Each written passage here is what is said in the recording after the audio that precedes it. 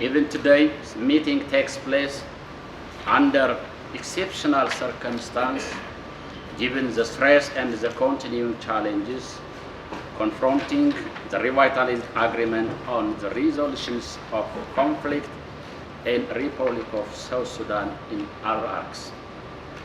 The security environment has also constrained CTSAMVM's ability to conduct timely verification, particularly in areas where access has been denied, cases politicized, or internal dispute within one, the signatory parties have delayed consideration of GMISIO and CTC levels.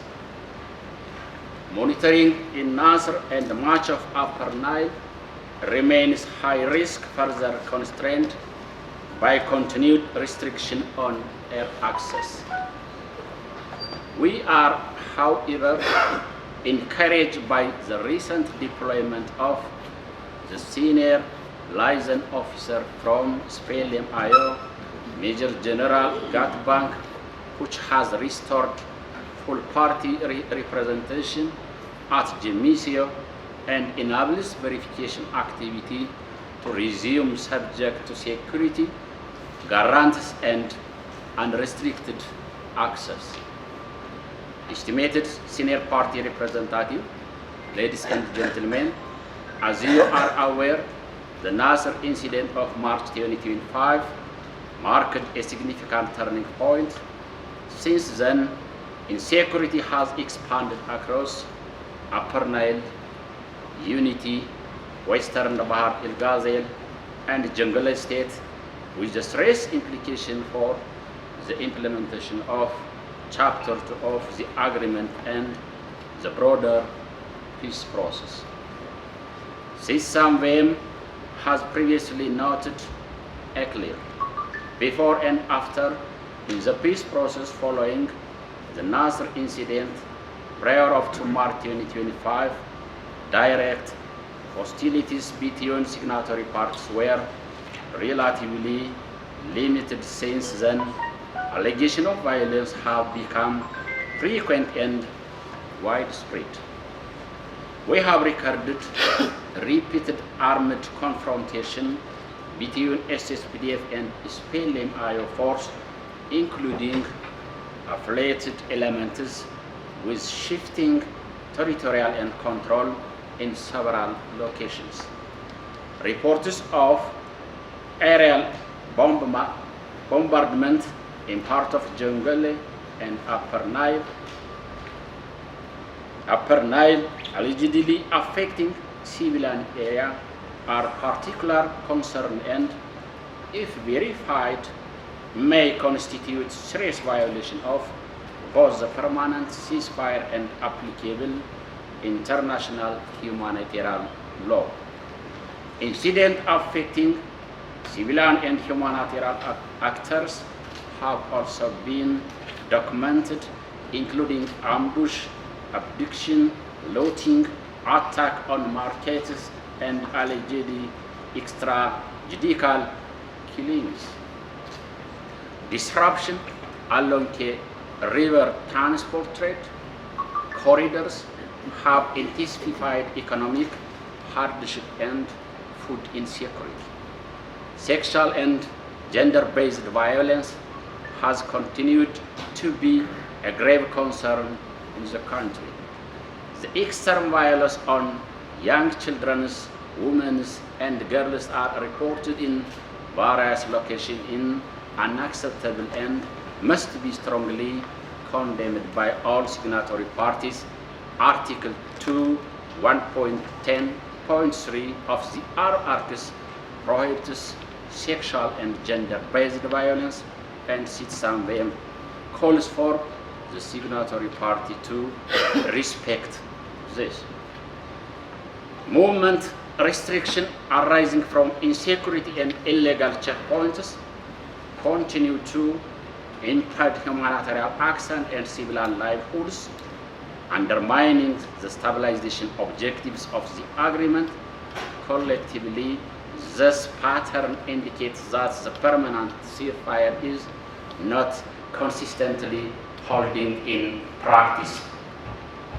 Estimated senior party representative and ladies and gentlemen, CTSAMVM faces critical resource constraints, reduced donor support, and the absence of alternative funding have complete significant restructuring. As of January 2026, our monitoring and verification team activities has been reduced from 6 to 3, with expanded geographic coverage assigned to Juba, Malakal, Wau, Emility, Inie, Bentu, and Yambio were closed by end of January 2026. CTSAMVM has reorganized the geographic coverage as Emility Juba, covering the greater Equatorial, Emility Malakal, covering Upper Nile State, Jonglei Unity State, Greater Pibor Administrative Area, and Rowing Administrative Area, and Emility Wau covering Greater Bahar El-Ghazal, Lake State, and Warab State. This consolidation comes at a time when monitoring demands are increasing. Between August 2025 and January 2026 alone, CTSAMVM recorded 407 LGD violations, with the Gemisio now fully operational. Again, we are prioritizing verification activity within our limited capacity. 25 new tasks have been prioritized to be accomplished soon. This will only be possible through cooperation by signatory parties. From December 2025, we introduced a monthly snapshot report which aggregates the daily reporting from our field teams to present here complete statistics and illustrate trends. In addition, 45 weekly monitoring reports have been issued since March 2025. To date, daily monitoring report, the MR, equally continue to publish and distribute to partners and stakeholders. From April 2025 to date, only 40 long-duration patrol, dynamic air patrol, we are undertaken, and 591 short-duration patrol, SCDPs, we are accomplishing. Joint verification and monitoring mechanism, GFM, did not approve any of CTSAMVM's monthly activity plan map for the months of April, June, July 2025, and January 2026. These approvals are essential to enable the mission to implement these mandate activities effectively and predictably. Estimated senior parties, representative, and ladies and gentlemen, today we will briefly present 3 pending reports from early February 2025, which include the killing of 2 girls in Juba County, an armed confrontation between government joint force and civilian army, and sexual assault at Kubri, Naga, Konaya, Juba River County, Western Bahar El-Ghazal, and armed clashes involving the government force, revenue authority, official and armed civilians in Antony area at the boundary of Tims County in Warab State in accordance with established procedure. The incident occurred previously, and since then, the country has experienced frequent serious violations of the peace agreement. Nevertheless, it remains our established practice to present or finalize the report at CTC and board meetings. However, the primary focus on this session will be the broader security dynamics and their implication for the peace process. Estimated senior party representative, ladies and gentlemen, the peace process is under significant strain. The RRPs remains the only viable framework for sustainable peace in South Sudan. Agreements are upheld not by signatures, but through consistent compliance. Protection of sea lines must be unconditional. Ceasefire adherence must be uniform. Accountability must be credible.